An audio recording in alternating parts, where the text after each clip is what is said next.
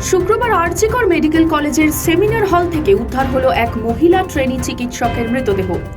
সূত্রের খবর, স্নাতকোত্তর স্তরের দ্বিতীয় বর্ষের ওই পড়ুয়া বৃহস্পতিবার অনকল ডিউটিতে ছিলেন। কিভাবে ওই মহিলা চিকিৎসকের মৃত্যু হয়েছে তা নিয়ে রহস্য ঘনীভূত হয়েছে। রহস্যজনকভাবে ওই মহিলা ট্রেনি চিকিৎসকের মৃত্যুর ঘটনার পরে এদিন আরজিকরে আসেন কলকাতার পুলিশ কমিশনার বিনীত গোয়েল, আসেন ফরেনসিক বিশেষজ্ঞরাও।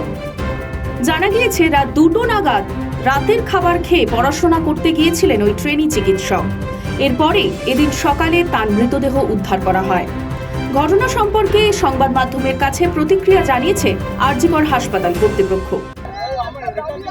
আমরা জানতে পেরেছি we have gone there, police has already was there and our forensic team was also there and now investigation is going on and present I cannot say more than that.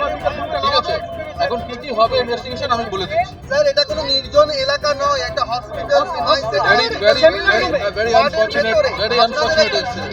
very unfortunate incident. Prima ফেসি আপনারা কি জানতে পেরেছেন? Prima ফেসি কি জানতে পেরেছেন এখনো পর্যন্ত? এখন এটা কমেন্ট করে যাবে, আরে মোবাইল ঢুকিয়ে দিন না, ইনভেস্টিগেশন আছে, বাকি তো সব কথা আমরা ইনভেস্টিগেশন। উনি কি নাইট ডিউটিতে ছিলেন? উনি নাইট ডিউটিতে।